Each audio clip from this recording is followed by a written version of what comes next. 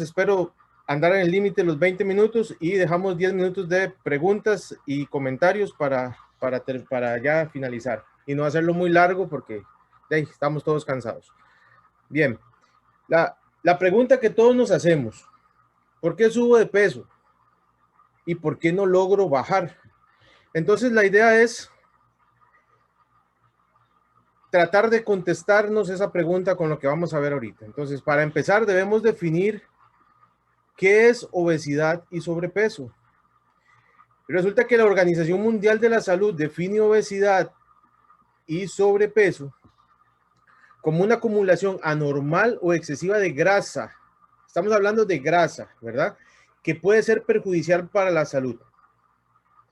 Y normalmente nosotros usamos el índice de masa corporal, que nada más es la división del peso en kilos entre la talla al cuadrado para saber cómo está mi peso. Esta es una medida que nos dice a nosotros si estoy en un peso normal, que sería entre 18.5 y 24.9, si estoy en sobrepeso, que sería de 25 a 29.9, obesidad de 30 a 39.9, donde la clasificamos obesidad grado 1, grado 2, grado 3, y la obesidad mórbida, que es obesidad grado 4, que es índice de masa corporal por arriba de 40.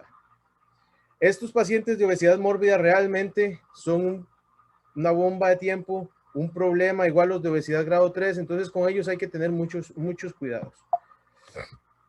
Ahora, resulta que desde 1975 la obesidad en el mundo se triplicó. En 1916, más de 1.900 millones de adultos de 18 años o más tienen sobrepeso u obesidad, de los cuales 650 millones son obesos. Igual, en el 2016, 39% de los adultos tenían sobrepeso y 13% tenían obesidad. Perdón. La mayoría de la población mundial vive en países donde hay sobrepeso y la obesidad cobra más vidas que cualquier otra enfermedad. Por lo tanto, la Organización Mundial de la Salud, desde hace más de 20 años, catalogó la obesidad como una pandemia. La obesidad existe en todos los países del mundo.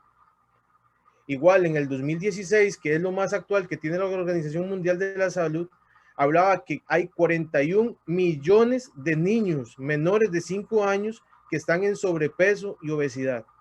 Imagínense nada más lo que pasaría con estos niños, y lo van a analizar mejor ahora cuando avancemos y terminemos la presentación, cuando lleguen a la edad adulta, adulta joven, adulta productiva, con sobrepeso y obesidad. Y 340 millones de niños o adolescentes entre 5 y 19 años son obesos. Por lo tanto, es una pandemia. Pero lo más importante no es eso, porque eso es muy alarmante y muy preocupante. Lo más importante es que la obesidad se puede prevenir, se puede tratar y se puede evitar. Y está en nosotros tratar de hacerlo. Ahora, ¿por qué resulta que desde hace varios años existe esta sustancia que se llama leptina? La leptina es una hormona. Acordémonos que las hormonas son sustancias de origen proteico que se secretan al torrente sanguíneo y producen una función específica. Por ejemplo, la insulina. La insulina es una hormona. La insulina es una hormona que produce que se meta la glucosa dentro de la célula. La leptina lo que hace es que estimula una zona del cerebro que se llama hipotálamo, donde está una estructura que se llama lipostato. El lipostato es, por decirlo así, el regulador que le indica a uno a nivel del tejido graso que es hora de comer o gastar energía. Por lo tanto, esta sustancia es determinante en la regulación del sobrepeso y la obesidad, en la regulación del consumo y gasto de calorías. Entonces, resulta que múltiples estudios se enfocaron en definir si la leptina era la causante de la obesidad. Y resulta que no se ha logrado demostrar que la obesidad sea por un déficit de leptina, sino por una resistencia a ella. O sea que el cuerpo y el lipostato se hace resistencia a la influencia de la leptina. Y resulta que los reguladores de esta hormona, o sea, los que hacen que esta hormona se produzca más o se produzca menos, son la insulina, que se produce en el páncreas, los glucocorticoides, que se producen en la corteza suprarrenal, y los estrógenos, que también se producen en la glándula suprarrenal y en los ovarios y en los testículos, en ambos sexos. Resulta que la leptina también interviene en la regulación del balance energético, en el control del apetito y del peso, en el metabolismo de las grasas y de los carbohidratos. También influye en la reproducción y niveles elevados de leptina indican que hay un exceso de grasa en el cuerpo. Ahora, este gráfico que ven ustedes a la derecha de sus pantallas es nada más y nada menos que el círculo de la obesidad, donde hay un aumento de la ingesta de energía, llámese alimentos, y una disminución del gasto energético que nos lleva a un aumento de la glucosa, un aumento de la insulina, por lo tanto empieza a haber aumento de apetito, resistencia a la insulina, aumenta el número de los adipocitos. Los adipocitos son las células que almacenan grasa en todos los tejidos del cuerpo, excepto en el corazón y en el cerebro. Y si a esto le agregamos factores sociales, psicológicos, genéticos y culturales, pues entonces va empeorando todo el proceso. Y a esto hay que agregarle que la falta de actividad física y ejercicio y conductas sedentarias, pues predisponen a la obesidad. Las más importantes son el aumento de los adipocitos a nivel de los tejidos, ausencia o falta de ejercicio o conductas sedentarias y altos consumos de energía. Energía, llámese alimentos. Entonces, ¿cuáles son los factores predisponentes de la obesidad? Pues definitivamente hay factores genéticos. Hay genes y hay factores hereditarios que predisponen a la obesidad. Entonces, probablemente hijos de padres obesos van a ser obesos. Pero a esto también hay que agregarle factores sociales. Muchas veces la sociedad, y no principalmente en la tica, sino en algunas otras sociedades, principalmente en las asiáticas, la gente ve bueno y ve bien ser obesos. Factores ambientales, ¿por qué? Porque la sociedad hace, además de la sociedad, el ambiente en el que uno se desarrolle puede hacer que uno aumente de peso. Y definitivamente factores fisiológicos en los cuales hay predisposición fisiológica a la obesidad y o enfermedades que predisponen a la obesidad, como vamos a ver más adelante. Entonces, la obesidad se da por estos cinco factores agrupados en dos grandes, que sería la parte genética, que serían los síndromes monogénicos de obesidad y los genes favorecedores de obesidad, el ambiente y sociedad, donde hay una disminución del gasto energético,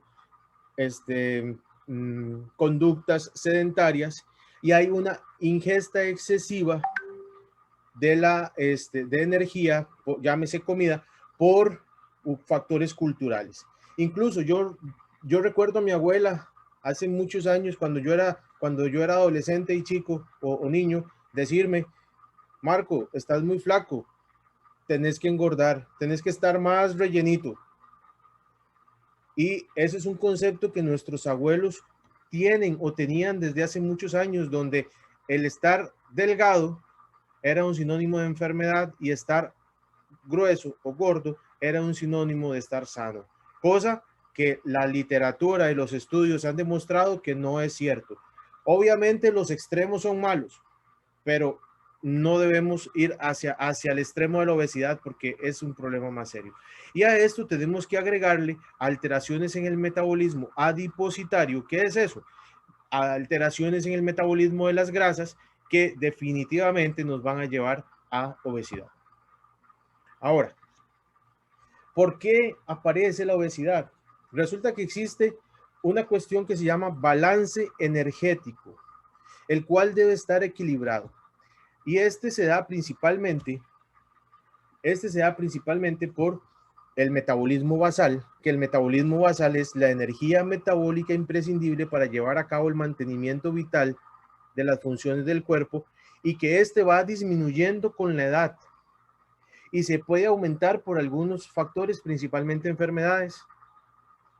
El gasto energético por la actividad física es el gasto de energía que se lleva a cabo por la actividad, por mover los músculos, y este puede ser muy variable, depende de la cantidad de actividad física. No estoy hablando de deportes, ni estoy hablando de ejercicio, de actividad física. ¿Por qué?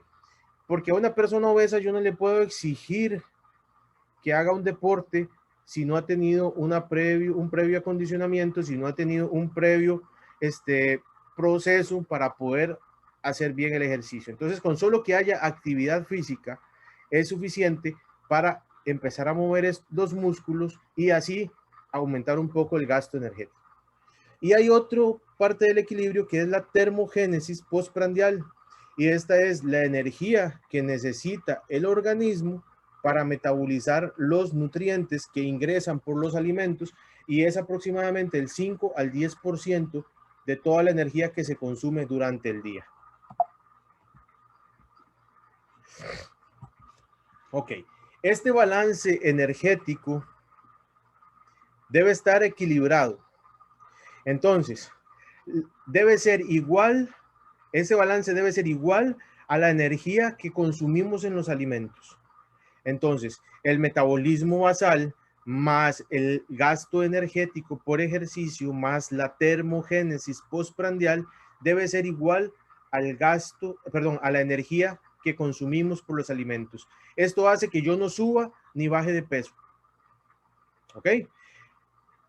Si yo quiero subir de peso, pues entonces tengo que aumentar el consumo de energía, disminuir el gasto energético para así aumentar de peso, porque esto es muy variable. Hay mucha gente que más bien lo que necesita es aumentar de peso porque son muy delgados.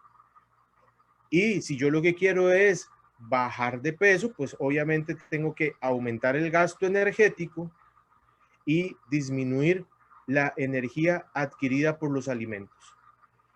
Cualquiera me podría preguntar en este momento, pero si yo aumento el metabolismo basal, sí, pero realmente eso es un poco difícil y complejo de llevar a cabo. ¿Por qué? Porque ya lo mencioné, el metabolismo basal disminuye con la edad y cuesta aumentarlo. Se aumenta paradójicamente con el ejercicio. Hay sustancias que lo pueden aumentar como el café, como el té, como la nicotina. No estoy diciendo que hay que fumar, no, pero es para recordar que las personas que consumen tabaco y consumen bastante, se inhibe el apetito por la nicotina y además aumenta el metabolismo basal, por eso a veces son muy delgados. Ahora, la pregunta del millón: ¿por qué aumentamos de peso? ¿Por qué nos hacemos gordos? Resulta que porque hay un desbalance en ese equilibrio energético que les mencioné previamente, por un aumento en la ingesta de energía, o sea, alimentos, y ese exceso no se elimina, sino que se almacena en forma de grasa. Ahora, resulta que los principales factores causantes de la obesidad son patrones de conducta sedentarios y un desequilibrio en la ingesta excesiva de las grasas que nos lleva a este desbalance, por ende, aumento del peso. Y si a esto le agregamos factores culturales y si a esto le agregamos factores sociales, pues con mucha más razón vamos a aumentar de peso. Muchas veces dejamos de hacer ejercicio porque no tenemos tiempo y eso va en detrimento de nuestra salud.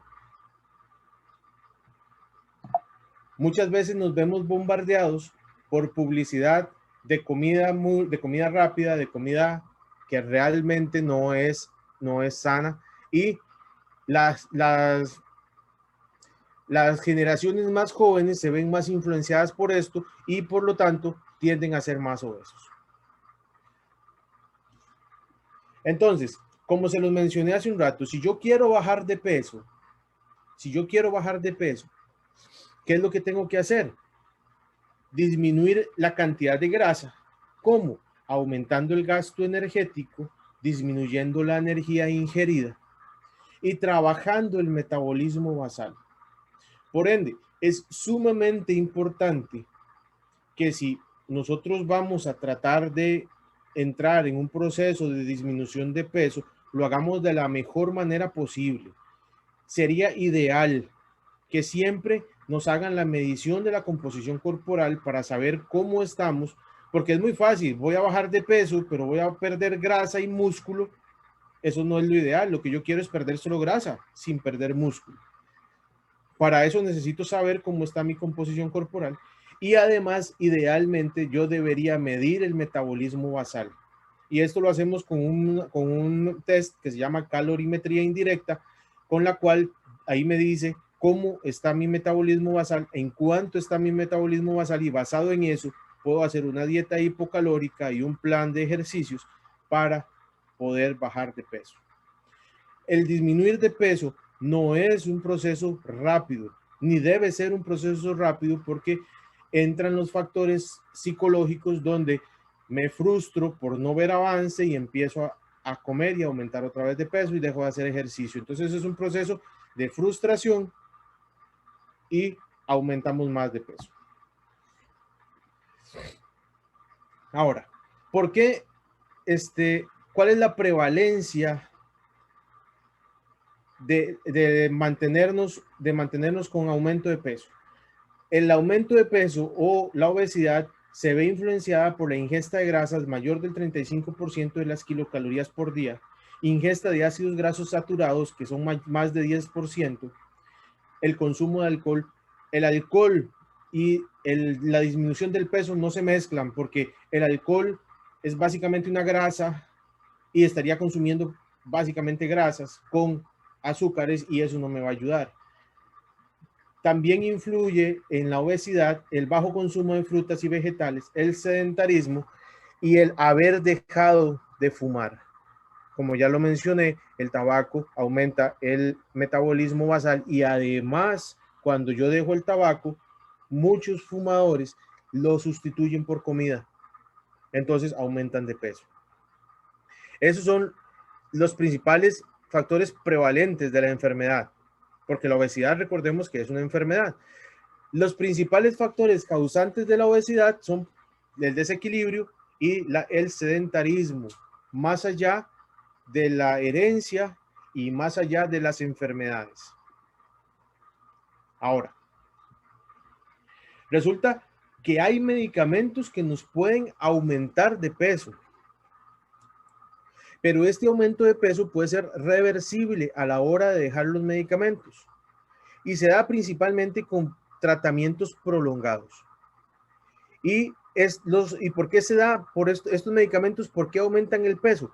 Resulta que porque aumentan el apetito, porque aumentan el consumo de agua, porque hay mayor eficiencia en la utilización de los alimentos, entonces se absorben mejor, se absorben más rápido, pero así como se absorben, se almacenan. ¿Ok? También hay una disminución en el gasto energético, y los medicamentos asociados en mayor proporción al aumento de peso son los glucocorticoides, o sea, los esteroides, llámese dexametasona, prednisona, solumedrol, hidrocortisona, deflaxacort. Todos estos que son esteroides, que muchos de nosotros los conocemos, los utilizamos, son muy buenos antiinflamatorios, pero traen muchos problemas, entre esos aumento de peso, de una manera crónica. o sea, tomándolos continuo durante mucho tiempo. No significa que si yo tengo un proceso inflamatorio porque tuve una lesión muscular o una lesión tendinosa o una inflamación de alguna articulación y tengo que tomar un ciclo corto de esteroides, voy a aumentar de peso. No, eso no pasa. Pasa cuando yo los tomo continuo por mucho tiempo para alguna enfermedad de inflamación crónica. Los antidepresivos tricíclicos tienden a aumentar de peso y los estrógenos. Los estrógenos son principalmente los anticonceptivos orales y o inyectados que también se han asociado mucho al aumento de peso en las mujeres.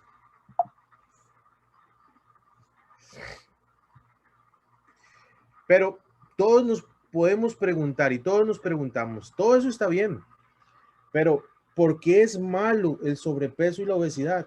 ¿Por qué estar gordo es malo? Porque uno podría decir, hey, estoy pasado de peso, pero estoy sano, no padezco de nada. Pero resulta que la obesidad en sí es una enfermedad. Y es por esta razón. Porque la obesidad, el tejido graso, produce unas sustancias que se llaman adiposinas. Y estas son sustancias proinflamatorias, principalmente factor de necrosis tumoral alfa, interleucina 6 y proteína C reactiva. Si ustedes leyeron y han estudiado un poco de esta enfermedad nueva pandémica del año pasado y de este año que se llama COVID-19 y recuerdan un poquito, la COVID-19 se da por una sobreestimulación y sobreproducción de interleucina 6 que al final llega a producir una descarga y una cuestión que se llama tormenta de citoquinas y esta misma sustancia es la que produce el tejido adiposo y llega a producir inflamación crónica de órganos endotelio y favorece a la activación e infiltración de macrófagos en el tejido y los vasos. Y esto nos llega a producir resistencia a insulina, dislipidemia y complicaciones vasculares y hepáticas. Entonces resulta que la obesidad, el tejido adiposo, en presencia de adiposinas, producen inflamación crónica y nos lleva a un síndrome metabólico. Y este síndrome metabólico nos lleva a diferentes enfermedades que a la larga nos van a llevar a complicaciones serias de la salud. Por esa razón la obesidad es mala. Y es mala, ¿por qué? Porque predispone a todas estas y otras más enfermedades que no puse porque sería una diapositiva muy sobrecargada.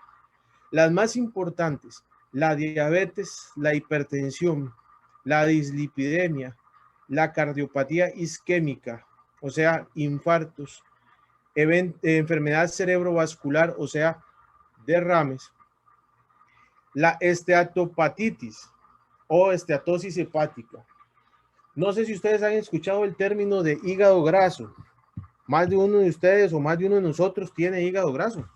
Eso no es malo tenerlo, pero a la larga, con el tiempo, sí es malo porque produce una inflamación crónica del hígado por infiltración grasa que al final produce una cirrosis.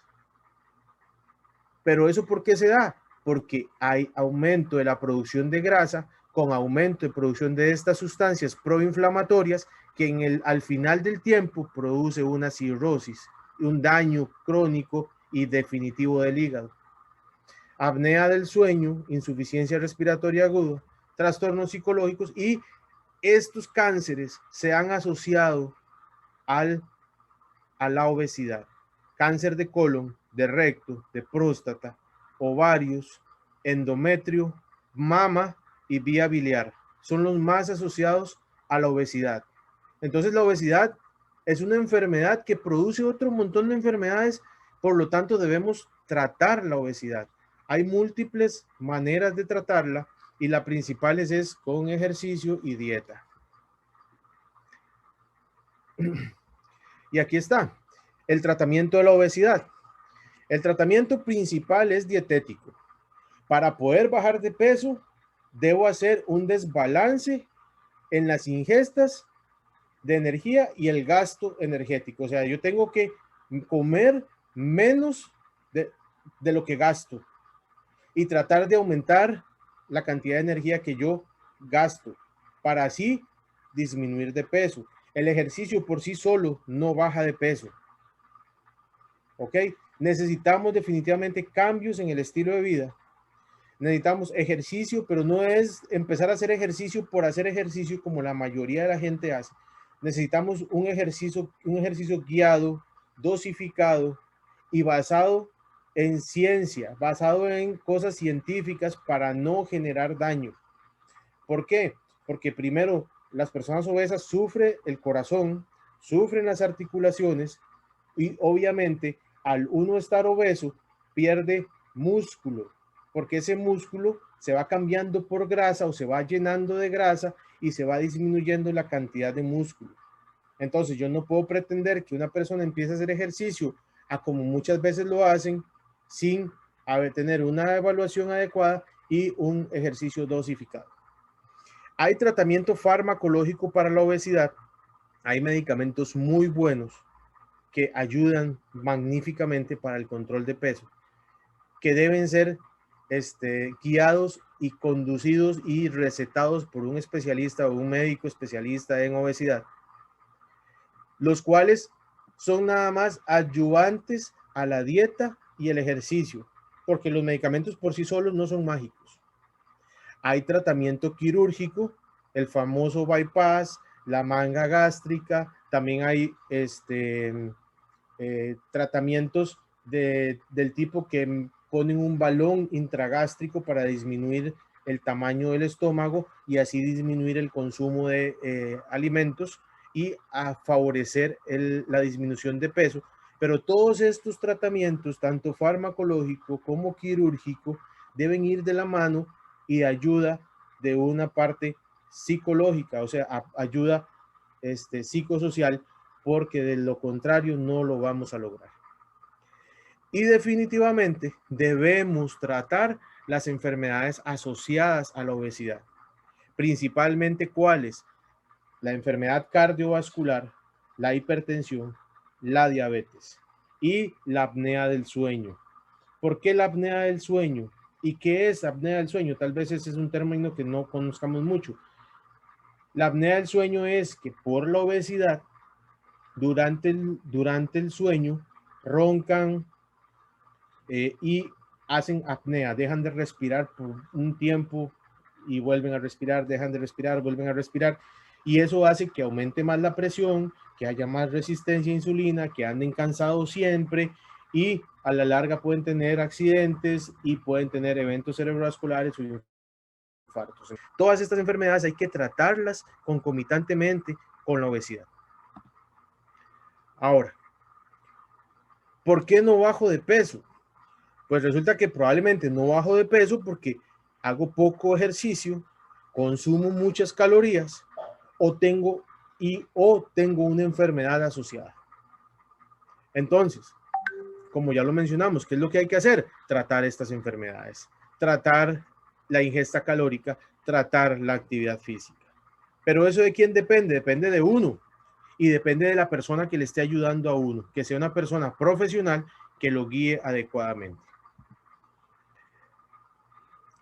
Esto nada más para recordar, y ya es la última diapositiva, que la obesidad es una enfermedad que es causada por múltiples factores, pero a la vez tiene muchas soluciones.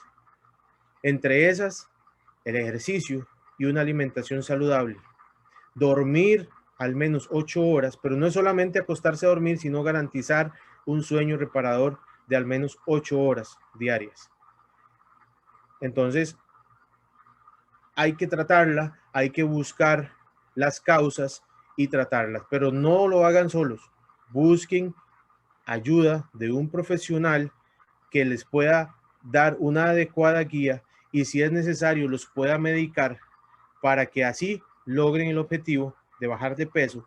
Y no es solamente bajar de peso, sino tener una vida saludable que les pueda prolongar la vida sin otras enfermedades asociadas. Esa es la presentación que les traía para hoy. No sé si tienen alguna pregunta, algún comentario. Muchas gracias, Marco. Hay dos preguntas aquí.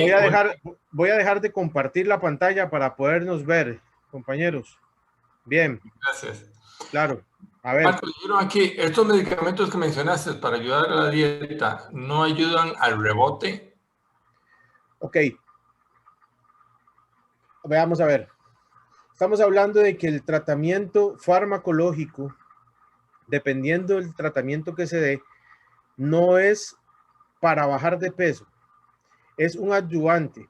Necesita tratamiento dietético, necesita ejercicio y sí hay medicamentos que le pueden ayudar a uno a bajar de peso. Hay un medicamento muy bueno, no es tan reciente así como de hace un año, hace 2 años, pero es un medicamento relativamente nuevo. Es un medicamento análogo al glucagón que fue diseñado para tratar la diabetes tipo 2, pero dentro de los estudios que se hicieron se demostró que este medicamento ayuda mucho a bajar de peso. Se llama Victoza, esa es la patente comercial. Es un medicamento inyectable que lo que hace es controlar la glicemia, pero no es insulina y no baja el azúcar, o sea, no induce hipoglicemias y ayuda a controlar el peso.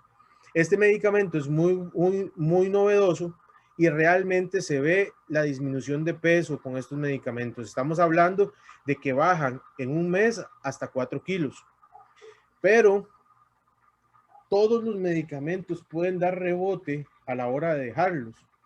Por eso tiene que ir de la mano con un cambio en el estilo de vida, tiene que ir de la mano con ejercicio y eso es lo que va a mantener el peso adecuado.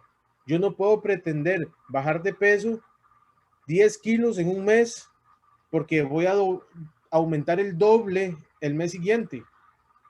Entonces yo lo que tengo que hacer es ir disminuyendo de peso de aproximadamente de 1 a 2 kilos, máximo 3 por mes, para así lograr una disminución sostenida y que no haya rebote, independientemente de los medicamentos que yo use, independientemente del ejercicio y de la dieta. Esa es la idea de un tratamiento para la obesidad. No sé si Marco, respondí tres la preguntas pregunta. más. Dice, ¿los quemadores de grasa son peligrosos? Ok, depende. Realmente hay muchas sustancias en el comercio que se usan. Ninguna ha demostrado ayudar en la disminución de peso, ni disminución de la grasa. Está el CLA, está la carnitina, está el raspberry ketones, todos estos. La única que más ha demostrado y que tampoco es full eficiente es la creatina. Pero la creatina en la formación de músculo y en el aumento de la cantidad de músculo. Las otras, por ejemplo, la L-carnitina, que la carnitina es una enzima que ensambla el consumo o el metabolismo de los ácidos grasos a nivel de la mitocondria. Uno podría decir, si yo aumento los niveles de carnitina en sangre, pues va a aumentar el consumo de grasa, pues los estudios no han demostrado que eso funcione. Y eso por un lado. Y con los quemadores de grasa, resulta que los quemadores de grasa donde trabajan y lo que quieren trabajar es en la termogénesis y aumentar el metabolismo basal. Con estos quemadores hay que tener mucho cuidado porque muchos son a base de hormonas tiroideas, de T3, T4, incluso TSH, principalmente tiroxina. Y consumir hormonas tiroideas nos puede generar un descontrol en la tiroides y a la larga inducirnos un hipotiroidismo o un hipertiroidismo, y ahí sí ya estaríamos hablando de una enfermedad muy seria que definitivamente nos va a traer problemas metabólicos. Por lo tanto, los quemadores de grasa hay que fijarse muy bien qué tipo son. Si ustedes quieren consumir una sustancia como un termogénico, como té verde, cafeína, té, de cualquier té o alguna sustancia que acelere el metabolismo basal, tienen que fijarse que no tenga tiroxina para que no vayan a tener una enfermedad. Además, este tipo de sustancias pueden aumentar la presión arterial y no es recomendable que se use en pacientes con enfermedades cardiovasculares e hipertensión arterial. Marco, siguen creciendo las preguntas. Dice, Claro, ¿qué claro. tan cierto es que no se debe comer y acostarse inmediato? Ok, bien. Depende, porque hay en algunas enfermedades uno recomienda que haya una colación o una merienda antes de acostarse, principalmente cuando hay riesgo de hipoglicemias o cuando hay riesgo de algunas otras complicaciones de la misma enfermedad. Cuando uno habla de no comer antes de acostarse, es por problemas gastrointestinales, de que aumenta el reflujo gastroesofágico y predispone que haya esofagitis, a que haya dispepsia, a que haya dolor aquí en la boca del estómago, como con un ardor que sube hasta la garganta. Entonces eso se llama dispepsia, eso se llama reflujo.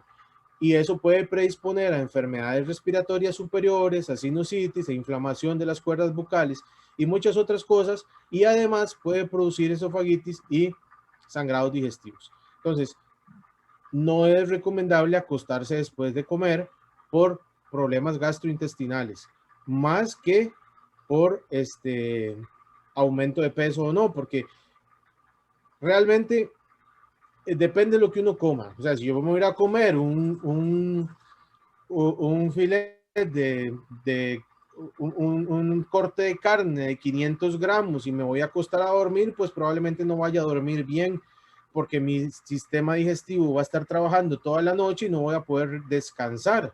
Entonces esas son las cosas que uno debe analizar. Tampoco tomar alcohol es obviamente recomendable porque ya lo mencionamos, el alcohol se convierte en grasa y lo que queremos es disminuir el consumo de grasas y además el alcohol es el principal depresor del sistema nervioso, uno de los principales depresores del sistema nervioso central y pues definitivamente no es recomendable. Una pregunta un poco larga aquí. Dice, cuando se refiere a grasas, ¿a qué tipo de alimento se refiere? Me gustaría aclarar este concepto porque manejo el concepto de que el consumo excesivo de carbohidratos es lo que me ocasiona aumento de peso. Ok, bien. Bueno, resulta que grasas, hay grasa vegetal y hay grasa animal. Las grasas vegetales son poliinsaturadas, o sea, son de cadena corta. Las grasas son ácidos grasos. Los ácidos grasos son, imaginémonos que son átomos de carbono pegados uno tras otro, larguísimos, muy largos. Y el intestino los va cortando, los va separando por medio de las bilis y eso se van absorbiendo y se depositan en el tejido adiposo, en los adipocitos, que son las células de reserva. Una parte se metaboliza y la otra parte se guarda principalmente en el hígado y en los tejidos de grasa. Las grasas vegetales poliinsaturadas, o sea, de cadena corta, son de más rápida absorción, de más rápido metabolismo y son mejores. Digámoslo así, se metabolizan más rápido. Conforme llegan a la sangre, se metabolizan, no se depositan, no se almacenan. Las grasas saturadas, que son de cadenas muy largas, esas se tienden a almacenar y son las que aumentan, hacen que uno vaya aumentando más de peso. Resulta que los carbohidratos, o sea, los carbos, las harinas, también tienden a aumentar de peso. ¿Por qué? ¿De dónde saca el cuerpo la energía? El cuerpo saca la energía directamente de la glucosa, o sea, de las harinas. Pero saca la energía que necesita.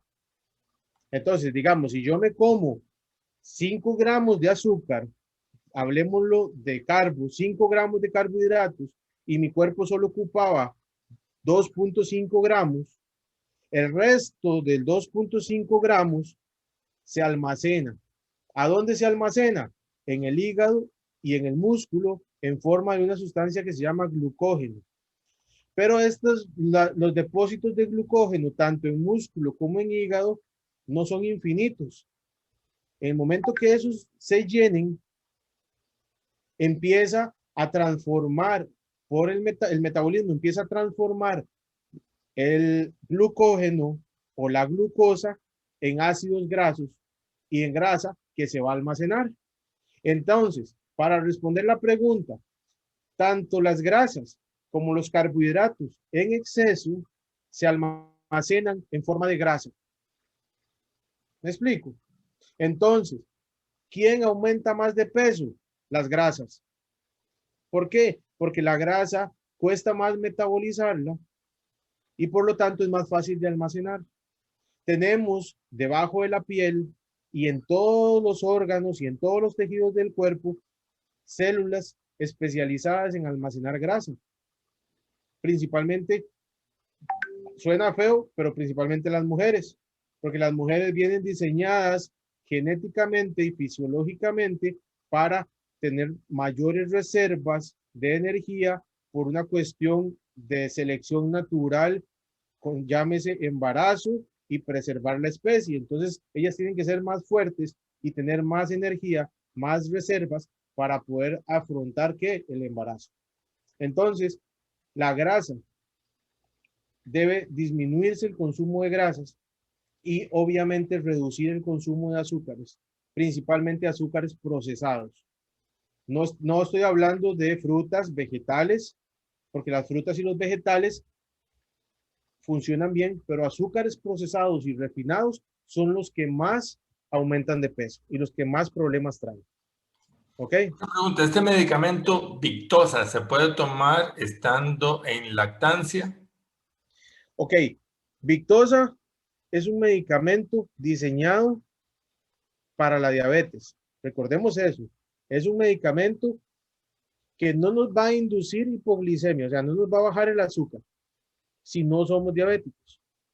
¿Ok? Pero durante la lactancia, ese medicamento no está recomendado. Les digo que sí está recomendado para bajar de peso durante la lactancia.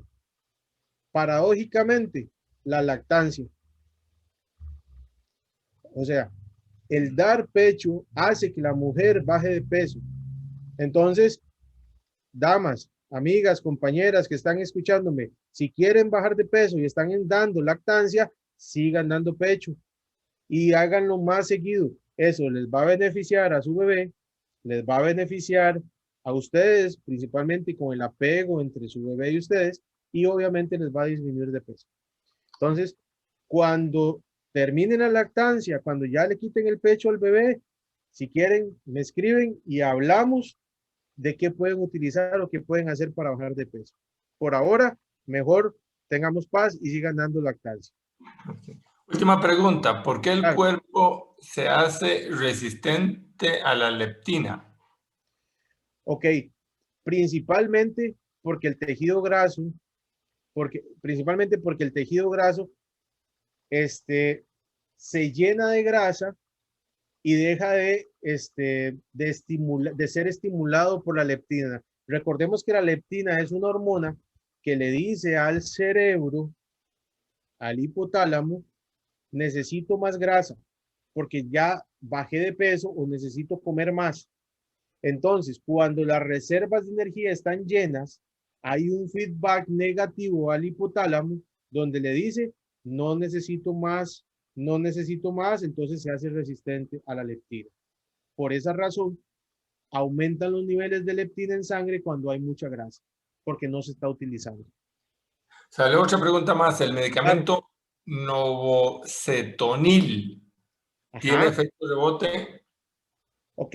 El cetonil es un medicamento anorexígeno.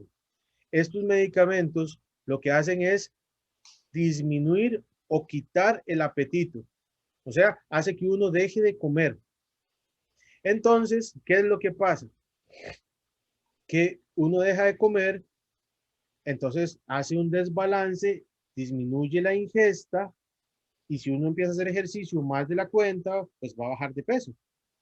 Pero resulta que con este medicamento hay que tener mucho cuidado. ¿Por qué? Porque es un estimulante, es un medicamento que aumenta la presión arterial, es un medicamento que aumenta la frecuencia cardíaca, entonces no es recomendable en personas con problemas cardiovasculares y sí puede tener cierto grado de rebote. Como lo mencioné hace un rato, todos los medicamentos que podamos utilizar para el manejo de la obesidad pueden inducir rebote. O sea, pueden hacer que si yo los dejo, aumente otra vez de peso. ¿De qué depende que eso no ocurra? Que yo logre hacer durante el tiempo que estoy consumiendo esos medicamentos, hacer los ajustes en mi estilo de vida, ajustes en mi dieta, ajustes en mi cantidad de ejercicio para que yo deje los medicamentos y no aumente de peso. Por lo tanto, ¿de qué depende? Que yo durante el tiempo de uso de los medicamentos adyuvantes o que nos ayudan a controlar el peso, aprenda a comer, aprenda a hacer ejercicio y no suba más de peso. Esa es la idea. La idea no es voy a tomar un medicamento y con eso voy a bajar de peso y se me resolvió el mundo. Y cuando dejo de tomar el medicamento, sigo comiendo igual, sigo no haciendo ejercicio y otra vez aumento el doble o el triple y ahí agrego enfermedades como la diabetes, agrego enfermedades como la hipertensión y ahora sí estamos mal. ¿Por qué? Porque ahora hay que tratar la obesidad, tratar una diabetes y tratar la hipertensión. Marco, ¿okay? Salieron más preguntas. No hay problema, profe. Okay. Dice, hace 30 años, después de mucho esfuerzo, casi me descompongo. El médico me dijo que fue porque hice un cambio metabólico y empecé a quemar reservas del cuerpo. ¿Eso pudo ser la razón de una tiroiditis? Ok. Bien. ¿Cómo le explico? Vamos a ver si me logro explicar. La tiroiditis es una cosa y la lipotimia o la pérdida transitoria de la conciencia que presentó, sí puede ser por la tiroiditis, pero también pudo haber sido por el esfuerzo. En este momento no podría decirle a la persona que preguntó que la tiroiditis causó la lipotimia o el esfuerzo causó la lipotimia. En ese caso, lo correcto debe haber sido haber hecho pruebas de laboratorio, pruebas de cardiovasculares, como una prueba de esfuerzo, un ecocardiograma, para definir si fue la tiroiditis o si fue su corazón específicamente, o si fue que durante el esfuerzo no consumió adecuadamente la cantidad de energía necesaria para mantenerse adecuadamente y así no presentar. A todos nos ha pasado, creo, en la vida de entrenamiento, que no llevamos adecuados nutrientes, no llevamos adecuada hidratación al entrenamiento y nos dio el famoso palidazo. Yo creo que a todos nos ha pasado. Y al que no le ha pasado, pues mejor cuídense que no le pase. ¿Verdad, profe? Así es. Entonces, ¿eso por qué pasa? Porque no me alimenté bien antes de la competencia, no me alimenté durante la competencia y no me hidraté bien. Pero si a eso le agregamos de que yo estoy con una tiroiditis, que la tiroiditis es una inflamación de la glándula tiroides que aumenta la producción de hormona tiroidea, por lo tanto mi metabolismo basal va a estar aumentado, el consumo de energía va a estar mucho mayor, pues definitivamente la tiroiditis, ejercicio, palidazo seguro. Entonces, eso hay que analizarlo bien. Y si a uno le diagnostican una tiroiditis, ojalá que a nadie le toque, tienen que dejar de entrenar hasta que esté controlada la tiroiditis. Y la tiroiditis no viene sola. Chicos, la tiroiditis viene con algo atrás, con otra enfermedad atrás que hay que irla a buscar. Entonces, si a alguno de ustedes, el que me hizo la pregunta, no le han estudiado ese proceso, busque un endocrino, un especialista en endocrinología para que le haga los estudios de por qué tuvo una tiroiditis, porque hay otra enfermedad oculta que no se ha manifestado y que puede aparecer en cualquier momento. Marco, están creciendo las preguntas, así que... No hay problema, profe, aquí tenemos tiempo. Dice, las pastillas Neopes, ¿qué tal son para bajar de peso? Ok, vean, esas pastillas Neoves, Cetonil, son del mismo tipo, son anorexígenas, son estimulantes que disminuyen o inhiben el apetito. No están recomendadas en hipertensos, en diabéticos, en pacientes con enfermedad cardiovascular o enfermedad cerebrovascular.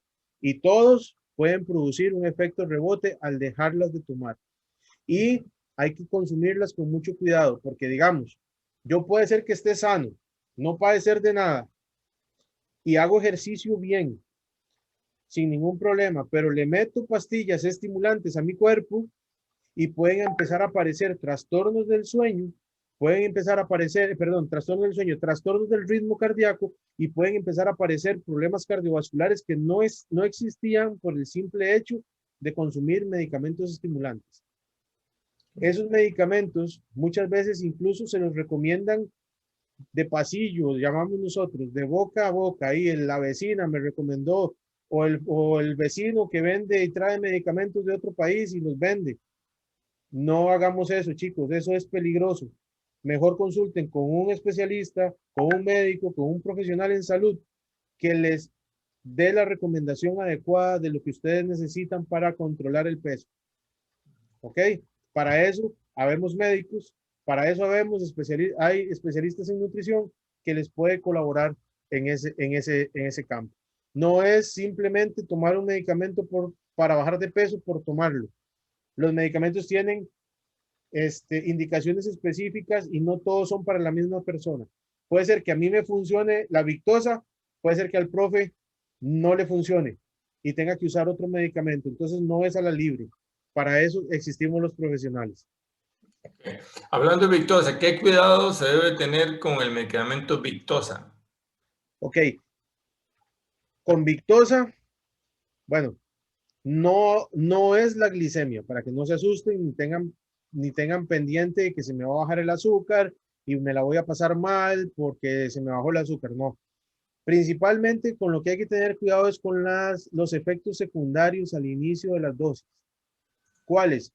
Principalmente trastornos gastrointestinales, de calambres intestinales, náuseas, vómitos, principalmente son gastrointestinales. Disminución del sueño, pueden llegar a producir estas cosas. Entonces, cuando uno usa Victoza, las dosis se van aumentando escalonadamente y despacio para que esa tolerancia al medicamento se dé adecuadamente para ya quedar en una dosis estándar y lograr controlar el peso. Pero para usar ese medicamento, mejor consulten con un profesional en salud que les pueda explicar bien. Es un medicamento inyectable, no es tomado. Es un medicamento que se inyecta como se inyecta la insulina en el abdomen, se inyecta una vez al día. ¿Ok? Entonces, no es tan sencillo, necesita explicarse cómo se inyecta, necesita explicarse cómo iniciarlo, cómo empezar a utilizarlo para poder lograr un adecuado control de peso. Dice, semillas de tejocote para adelgazar. ¿Qué opina? Vean, no sé, yo no las he usado y no he leído al respecto. Muchas veces este tipo de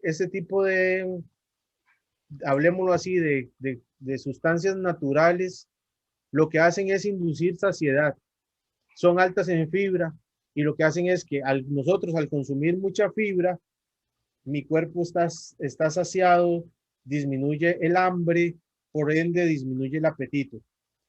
No es porque haya un efecto directo en el metabolismo basal o haya un efecto directo en la termogénesis o haya un efecto directo en el peso, sino es simplemente porque o consumí mucha más agua o consumí sustancias que son ricas en fibra, por ejemplo, la chía, son sustancias muy ricas en fibra. Entonces, ¿qué es lo que pasa? Se queda mucho tiempo en el intestino, se queda mucho tiempo en el estómago y hace que yo no sienta hambre, por lo tanto disminuyo el consumo de alimentos. Por lo tanto, hago un desbalance calórico y pierdo peso. pero no es porque sean específicos para disminuir de peso, porque también podríamos utilizarlos para el estreñimiento, por ejemplo, porque son ricos en fibra. Después, otra pregunta acá. ¿Qué se recomienda para las personas que comen por ansiedad? El ejercicio, les podría decir yo, ok, porque tomar medicamentos para la ansiedad sin tener un trastorno de ansiedad importante, no es recomendable. Mejor utilizar alguna técnica. Hay técnicas de relajamiento, hay técnicas para el manejo del estrés y la ansiedad que son ya desde el ámbito psicológico, y el ejercicio, muchachos. Aquí yo creo que todos los que estamos somos de los mismos que hacemos ejercicio. Y comer por ansiedad, sí, sucede mucho, mucho, mucho, mucho. Ahí es donde muchas veces podemos utilizar también desde el punto de vista médico algún medicamento que induzca disminución del apetito y podamos utilizarlo por un tiempo. También se pueden utilizar algunos medicamentos que disminuyan la ansiedad para disminuir el apetito, pero hay que hacerlo individualizado de acuerdo a lo que tenga cada persona. Pregunta, ¿las inyecciones de Cardispan producen obesidad? Ok, eso es la famosa mesoterapia que inyectan subcutáneo para movilizar grasa. Lo pongo así entre comillas grande porque eso no sirve de nada. No sirve de nada porque esos son procedimientos estéticos. Hablemoslo así. Y eso es una pregunta que yo les voy a hacer. ¿Cuál grasa es la peor para una persona? ¿La grasa de los músculos, la grasa del abdomen o la grasa visceral? La grasa que está alrededor de las vísceras, en el intestino, en el hígado, en los riñones, en el vaso, en el estómago, etc. Pues la respuesta es la grasa visceral. Esa es la peor grasa que hay. ¿Por qué? Porque es la que produce inflamación crónica de los tejidos, como ya lo expliqué hace un rato, y la que induce enfermedades. Por ende, si ustedes van donde un especialista en nutrición o un médico especialista en nutrición, lo que les va a recomendar y lo que siempre va a ir enfocado es disminuir de peso, disminuir circunferencia abdominal y disminuir grasa visceral y aumentar el músculo, obviamente. Entonces, ¿qué es lo que pasa? Que hay muchos estudios donde compararon la aparición de enfermedades como la diabetes, la hipertensión asociadas a la obesidad en personas que se hicieron cirugía abdominal, ya sea liposucción, lipoescultura, abdominoplastía, donde les quitaron la grasa del abdomen y las dejaron así o los dejaron fit, como estas muchachas que se hacen cirugía abdominal para marcarse el abdomen. Las dejaron así bellas o bellos, como lo quieran ver. Pues resulta que el riesgo de aparición de enfermedades como diabetes, hipertensión, enfermedades cardiovasculares fue igual que en las personas obesas. ¿Por qué razón? Porque se quita la grasa superficial del abdomen, pero no quitan la grasa visceral. Y la grasa mala, la grasa que produce las lesiones crónicas por inflamación crónica, es la grasa visceral. En otras palabras, yo puedo tener cero grasa en mi cuerpo, que si tengo más de 14 o 15% de grasa visceral, tengo riesgo de tener una enfermedad crónica como diabetes, hipertensión, enfermedades cardiovasculares. Entonces, el Cardispan es una cuestión estética que los compañeros médicos que se dedican a estética dicen que sí funciona. Yo no le tengo mucha fe, la verdad. Primero, porque no lo he utilizado y no tengo experiencia. Y segundo, porque es más importante la grasa visceral que la grasa superficial. ¿Ok?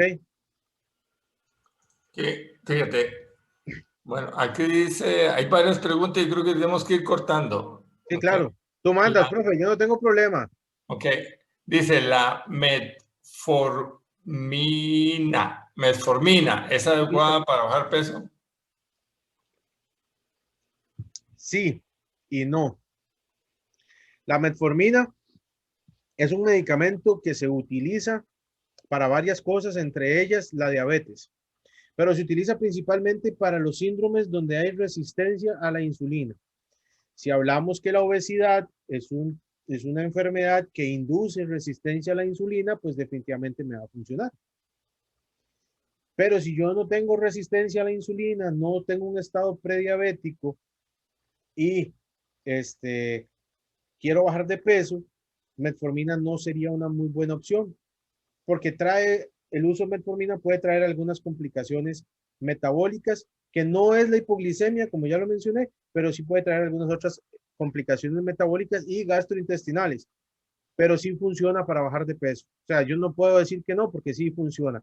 Es una buena opción y lo que hace la metformina es que aumenta la cantidad de receptores a la glucosa en el músculo estriado, o sea, en los músculos y en el tejido graso. Entonces hace que la glucosa se metabolice más rápido y se absorba en el músculo, por ende, tiende a controlar un poco el peso.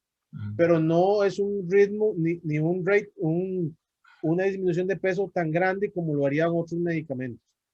Vamos a otra vez, necesita tener un control y necesita tener una guía adecuada y ser recetado por un especialista. Otra pregunta, ¿dietas o tipo de sangre funciona?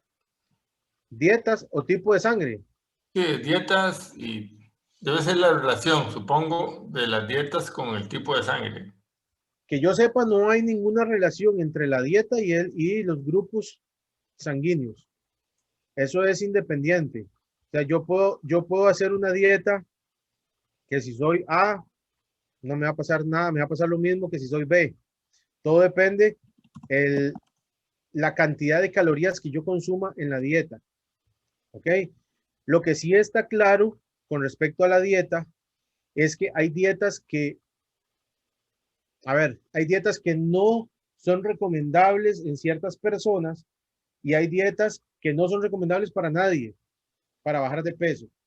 Por ahí vi el otro día, estuve hablando con unos compañeros que andaban haciendo una dieta loca, como muchas que hay, donde lo que hacen es que dejan de comer carbohidratos y comen solamente proteínas, como si fuera una dieta cetogénica.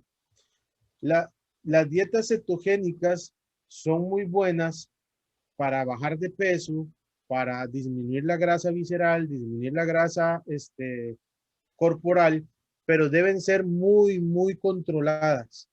O sea, yo debo realmente medir mis cetonas en sangre, medir mi glucosa para saber que desvíe mi metabolismo a la cetogénesis.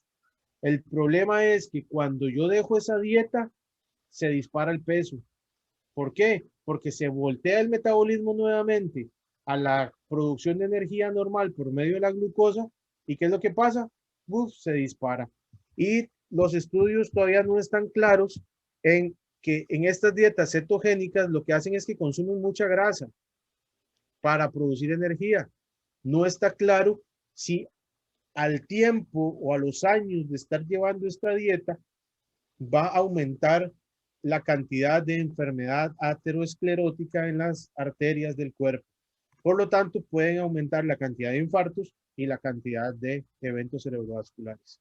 Entonces, con respecto a las dietas, hay una que sí es importante que tomemos en cuenta que se llama el ayuno intermitente, que es así ha demostrado, pero hay que hacerlo igual, con muy guiado, muy bien explicado cómo se hace el ayuno intermitente y muy estricto para que funcione. Por ejemplo, en mi caso, se los cuento, yo hago un ayuno intermitente de 12 horas. Yo las 1500 o 2000 calorías que consumo al día, las meto en 12 horas, de 6 de la mañana a 6 de la tarde. Yo después de las 6 de la tarde, si acaso después de entrenar me consumo un batido de proteína que obviamente no tiene calorías y ya no como nada más hasta las 6 de la mañana del día siguiente y eso me ha ayudado mucho en el control del peso. Sin embargo, no es para todas las personas y debe ser muy estricto. Entonces, las dietas, consulten con un especialista en nutrición con respecto a eso. Ok, aquí otra pregunta. ¿Las personas que producen mucha adrenalina, les ayuda a bajar de peso eso? Ok, sí, la adrenalina es un estimulante, la adrenalina endógena es un estimulante para el metabolismo basal. Sin embargo, hay que tener cuidado porque hay unos síndromes, se llaman síndromes catecolaminérgicos, que es lo que hacen es producir altas concentraciones de este tipo de sustancias que se llaman catecolaminas o aminas activas endógenas, que lo que hacen es más bien producir hipertensión, intolerancia al ejercicio, porque entonces yo ando niveles altos de catecolaminas y rapidito se me dispara la frecuencia cardíaca. Entonces son personas que más bien necesitamos darle medicamentos para bajarles la frecuencia cardíaca para que toleren el ejercicio. Entonces son síndromes de aumento que se llaman de aumento del tono simpático, porque el sistema simpático es el que produce la adrenalina y más bien a la larga pueden ser deleterios para las personas. Entonces, con eso hay que tener cuidado. La adrenalina, tal vez el compañero o la compañera que preguntó se refiere a que uno siente que está muy exaltado, que siente mucha fuerza, que siente mucho y uno lo asocia a adrenalina. Pero realmente, si nos vemos estrictamente a los síndromes que produce, en los cuales se produce aumento del tono simpático por sustancias endógenas como la adrenalina, pueden traer problemas cardiovasculares importantes y lo más importante y en lo que estamos nosotros, que sería la intolerancia al ejercicio. Okay. Después dice aquí, para la Victoza, ¿hay una dosis recomendada para pacientes no diabéticos que quieran bajar de peso? Por lo general es la misma dosis para los diabéticos y para los no diabéticos. Se inicia dosis bajas, aproximadamente 0.6 y se va subiendo por semana, 0.6, 0.9 hasta 2.5 por día. Se hace escalonado el aumento de la dosis para evitar los efectos secundarios que ella produce. No es porque sea malo ni es porque le vaya a producir nada, sino es para evitar los efectos secundarios y darle tiempo al cuerpo que se acostumbre al medicamento. Bueno. Bueno, con eso terminamos, Marco. Qué Claro, increíble claro, profe. maratón hoy. Y muchas gracias por todo el apoyo tuyo y por este tema tan interesante.